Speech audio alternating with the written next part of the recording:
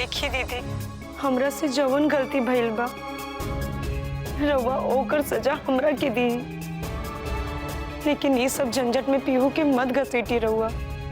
पीहू तो अभी छोट बच्ची भी है, तो रउआ के जिद से हम पीहू के ओझा छोड़ आयल बानी।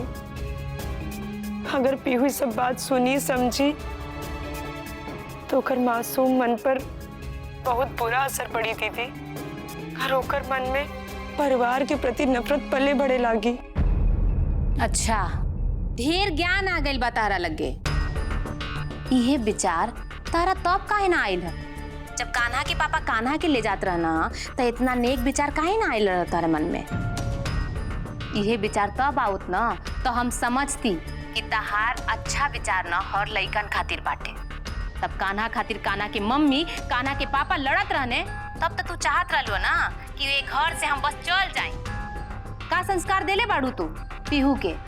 तहरा सामने वो हमरा के काट ले दांत से खून निकल गइल, तहरा से मुंह से डांट ना निकलल है। ए पीहू, हुआ के ना काटल जाला। अब जैसन कइले बाड़ू ना वैसे ही भोगा।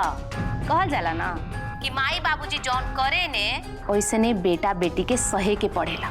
तब पीहू के देखिए का सहे के पड़ेला। ना दीदी, हमार बात सुनी।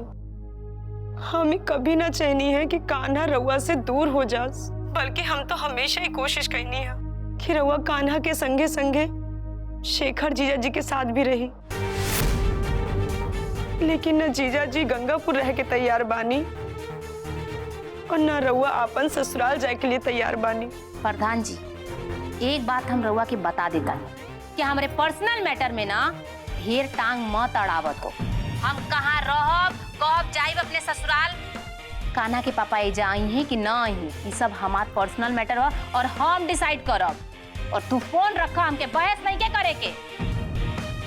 जौन तू कैले बाड़ू न ओकर फल चखा, इसका कैसन स्वाद बाटे। ठीक बा? ना दीदी,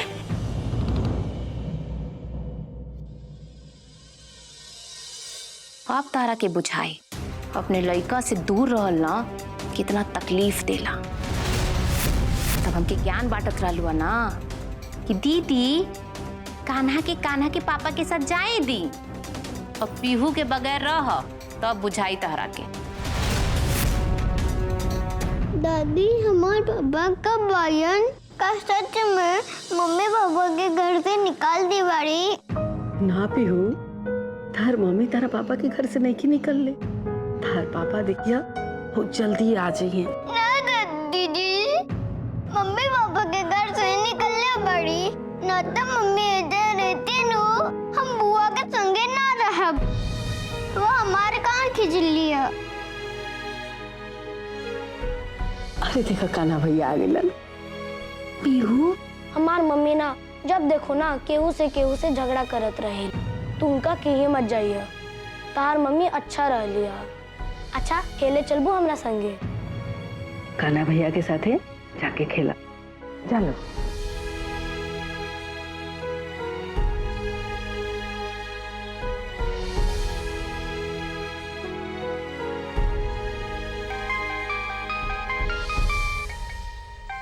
बड़की अम्मा जी के फोन।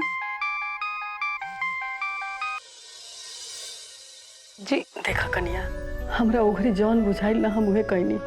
इसे तारा के जाए के कह देनी, कहे से कि तारा ये घर से गईले में भलाई रहे कन्या।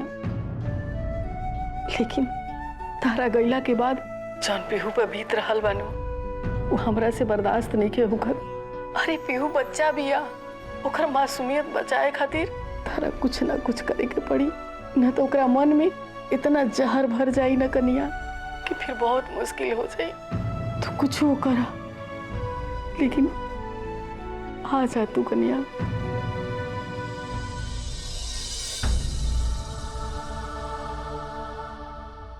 दीदी, तो पहले हमने के कितना समझावत रहलू हा कि जब कोनो इंसान पे बुरा वक्त आवेला तो ओकरा के हताश ना होके के चाहिए, धैर्य रखे के चाहिए और वो कठिन परिस्थिति से निकले के खातिर दुगुना मेहनत करे के चाहिए। कठिन समय में खुश रहे के तरीका तू हमनी के सिखवले बारू और आज तू ही मायूस हो गई लुआ। दीदी, हम जब तारा देह पर गहना और गले में मंगलसूत्र ना देखनी हा तभी हम समझ गए नहीं कि कुछ ना कुछ बात बा जो तू छुपा रहल बारू। लेकिन हम यही से ना पूछनी हा कि बचपन से हम तहरा के देख लिया तू हमनी के खुशी के खातिर हर चीज के त्याग कैले बारू। जरूर एही में भी त्याग के कोनो राज छुपल होई। हम तहरा से इतना लड़ाई झगड़ा कैने रहे, लेकिन तबो तू हमरा खातिर कितना कुछ कैलू हा। आज हम तहरा खातिर कुछ कैल चाहत बानी। ई तहार गला अब खाली ना रही दीदी।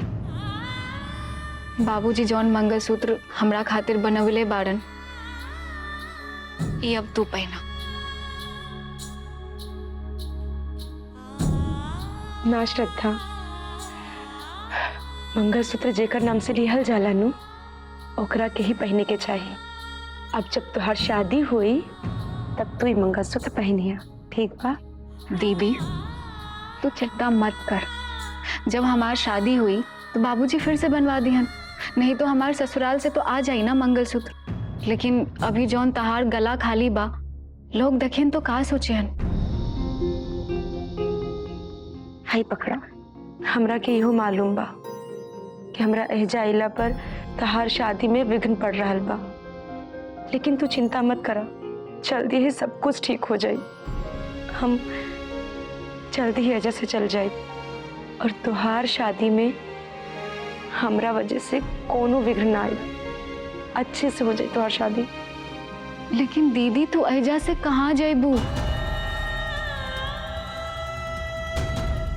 हालात चाहे जैसन भी होखे श्रद्धा, लेकिन सब कुछ समय पर तो नहीं खे छोड़ल जा सकत नु। ओहिजा हमार बेटी दुखी बिया और एहिजा हम तारा शादी में बाधा बन गइल बानी। सिम्मी जी, हम रउआ के एगो पत्रकार के अलावा दोस्त के रूप में भी बहुत सम्मान करीना, लेकिन रउआ जौन कुछ भी कहनी है ना, बहुत गलत कहनी है। ई खबर से खाली परिवार पे ना बल्कि समाज पे भी बहुत बुरा असर पड़ी। आरती जी, ऐसी बात जब खबर बनती है तो समाज के लोग जागरूक होते हैं। ऐसन बात नहीं खीनू कि रउआ समाज में औरतन के हालात के बारे में नहीं खी जाना। औरत अभी भी पुरुष के सोच लेखा नहीं खे भाई कि हर फैसला अच्छा और भला सोच के ले सके। अब भले ही औरत घूंघट में नहीं खी रहा, लेकिन ओकर सोच इतना दूरदर्शी नहीं खे भइल कि परिवार से ऊपर उठकर सोचे। और ऐसन में ये बात समाज तक पहुंची तो समाज के भलाई कम बल्कि नुकसान ज्यादा हुई।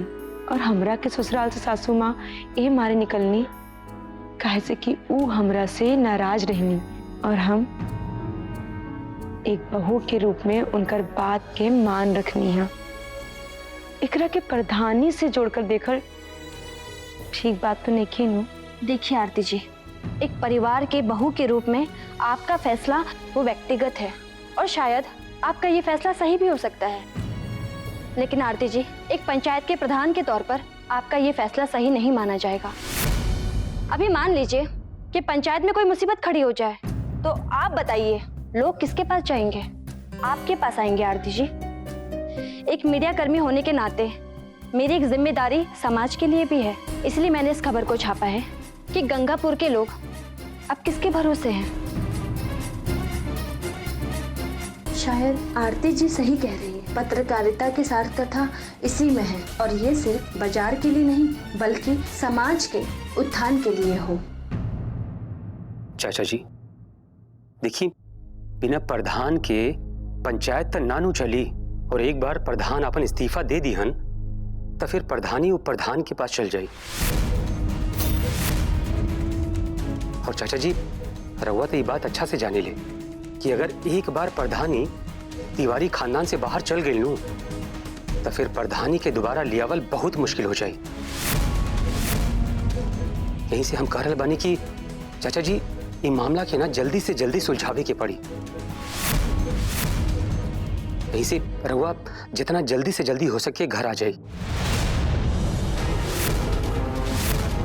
आगे नहीं बल्कि हम आखिर पानी तू कहां पड़े? चल आओ आगरा में, आओ जल्दी। जी चाचा जी हम अभी आवाता नहीं।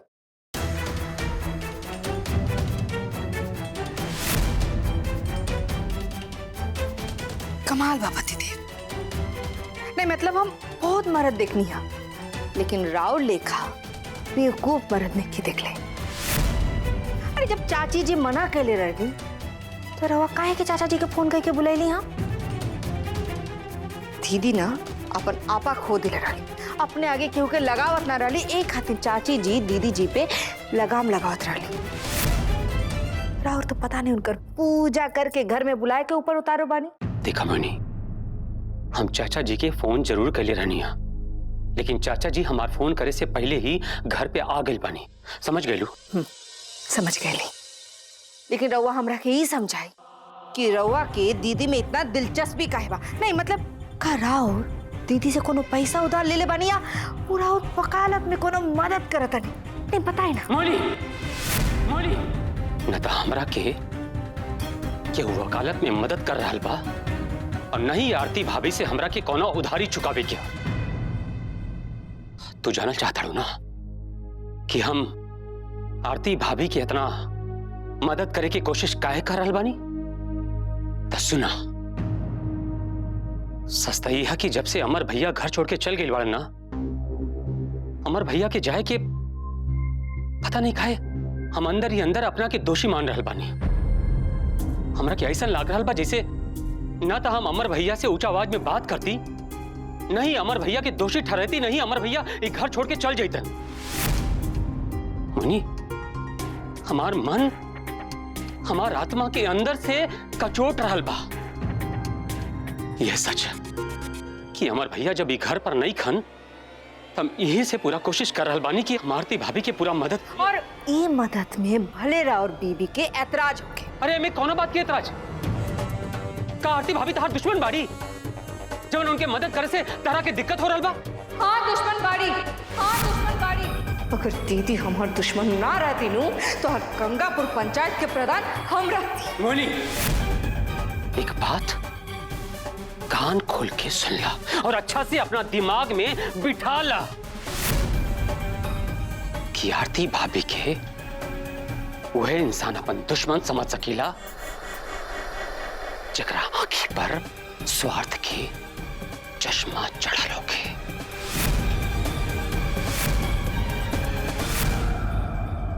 मेहमान जी, अरे वो भी ये घर के औरत के साथ मिल करके वे करो तानी, ये सब औरत के बात में रहुआ आगे नहीं। अरे रहुआ कैसे बानी? तनी को सोच के तो चाहत रहा, तनी को अपन दिमाग से लगावे चाहत रहा। एक बात हमको आदत नहीं कि कनिया खाली ये घर के बहू नहीं की, बल्कि एक गंगापुर पंचायत के प्रधान भी बाड़े। घड़ा कैला के बाद वे होई वे जवन जगत काले बाड़े। अगर कन्या घरे ना ही है ना तो एक घर से प्रधानी ही चल जाई, उप मुखिया के सारा कारभार दे देवल जाई और फिर ओकर बाद अफसर कलार का मिल उनके ना से बड़ा फंडा आ रहल बानू, उधर सब मिल के आपस में अंदर बात करियल। भैया जी, एक तो मेहरुआ झमेला रहे, हम काऊ में पड़ती है, अब ऊपर से फौजी के डिसीजन रहे तो बस फौजी के काम बड़ी एक चक्कर में रहबानू, दलाल घर में जाके कोल्हू के पैर लेखा पेरे के पड़ते क्या तारा के सुझौले रहे के कन्या के घर से बाहर निकाले के।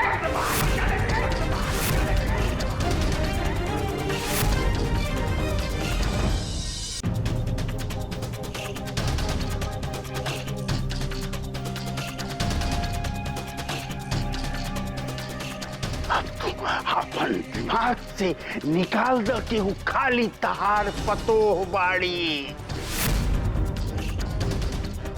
जब मन लगी तो झाड़ू पोछा करबेबू, जब मन लगी तो कपड़ा धोबेबू, जब मन लगी खाना बनबेबू, जब मन लगी तो गुड़ दबेबू। एगो बेटा के घर से निकाल देली, छोटका बेटा बस जादुए कर देली, और वो तो चलिए गई नहीं है, बेटा भी चल गई। पीछे से इनकर मनमर्जी शुरू हो गई। सब क्योंकि नौकरानी समझे लग रही है। हमार बेटी दुल्हन के नौकरानी बना दिल रही है, तब जाके कुल हम कहनी है। हाँ चाचा जी, वो कहा है ना, दीदी के मन बहुत बढ़ गए रहा। वो घर के सब काम हमसे और संध्या दीदी से करावत रही है, और चाची जी के तो कुछ मन में ना करत रही है। हाँ बाबूजी, मोहिनी भाभी और माई एकदम ठीक कहता। माई उनके ना निकलती ना तो वो एक एक करके हम सबके घर से बाहर निकाल देती।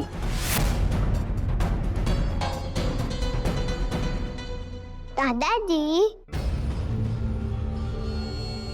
हम बतावत बानी, चाची दादी बुआ युद्ध बोलताड़ू।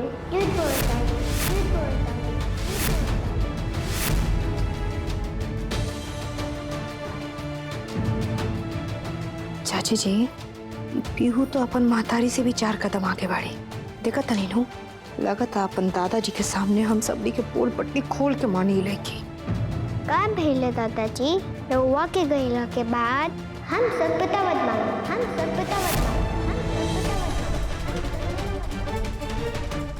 सुबह में मम्मी जब जगली देख ली तो पापा घर में नहीं खन। सब हमरा से दुखी बा और यही गुनाह के सजा खुद के देवे खातिर हम ही घर छोड़ के जा रहल बानी।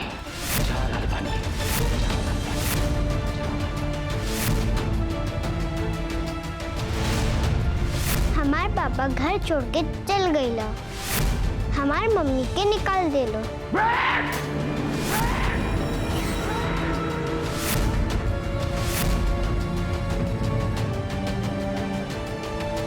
पीहू जौन जौन बात कहत अरी ना, सब सच बा। अरे हम बहुते कोशिश कईनी कन्या के घर में रोके के, लेकिन केहू हमार बात सुने तब ना।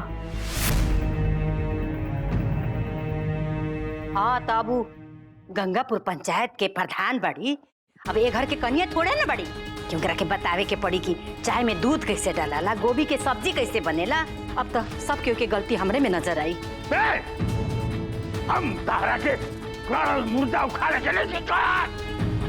हम तो बस ये बतावे के अमर के बाबूजी, हमरा जौन कहे के रहला हम कह देनी। अब रहुआ उचित अनुचित जौन समझ में आए रहुआ करी, लेकिन हम सब के सामने एक बात कहल चाहता नहीं, अगर ई घर में हमारी इज्जत ना रही तो हम आपसे ते पोसे खाती ये घर में ना। हमरो जौन मन करी हम करब, जहाँ जाए के मन करी हम जाई, लेकिन हमरा ऊपर केहू सासुगिरी चलाई वो हम ना सह, और केहू हमरा ऊपर दबाव देवे के कोशिश करी तो चूहा मार दवा खा के हम मर जाए।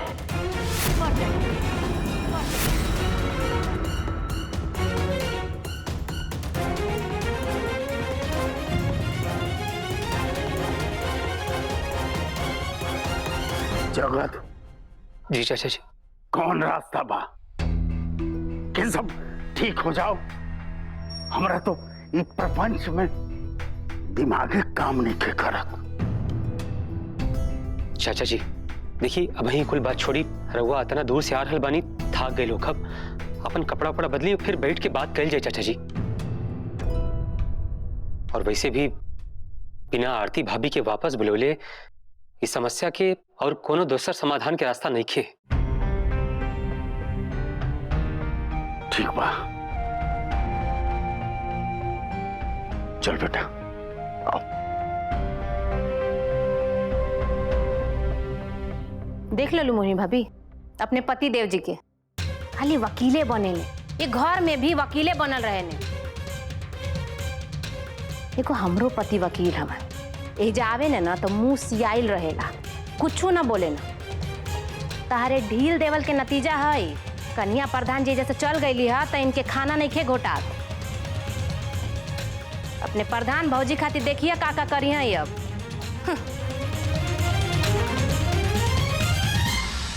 मम्मी, हम सब कोई की शिकायत दादाजी से करनी है।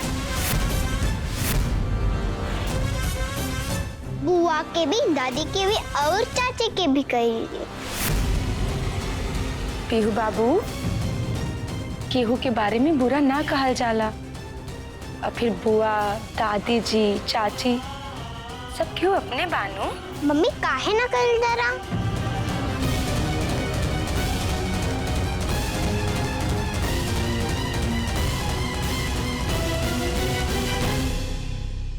देखा तहार खाली ना ये मकसद रहला ना, जब एजा रहलू हा तब तक हमनी के जियल मुहौल कैले रहलू। अब अपने लड़की के फोन करके ओके सिखावत पढ़ावत ताड़ू कि वो हमनी के चैन से जिए ना दे। एक बात ध्यान से सुन लो, अपन भलाई चाहताड़ू ना तो अपने लड़की के सिखावा पढ़ावा जान, समझ लो, नहीं तो माई के पता लगी ना तो तहार आकी बाकी ना छोड़ी। हमरा के चल खड़ा रह। हमरा के हम मम्मी से बात कर पा।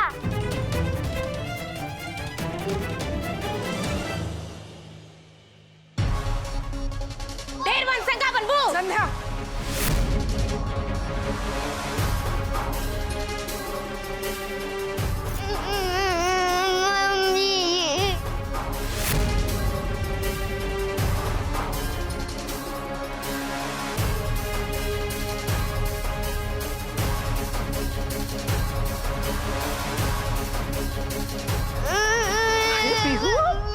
का भइल बेटा? चुप रह, दादी आ गेली ना।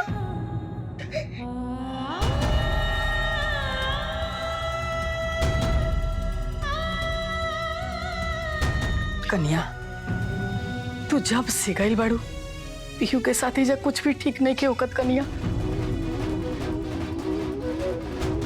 तू तो जाना तारू ना हम कितना मजबूर बानी, हमार के सुने वाला बा घर में। बबुआ जी आई नहीं हता, पीहू सब उनकरा के सच सच बता देली। अब यही से घर में सब लोग पीहू से नाराज बा। हमारा कुछ समझ में नहीं आवत हम का करी। पता नहीं कौन जन्म के बदला ले रहल बाड़ी हमरे से देवी मैया।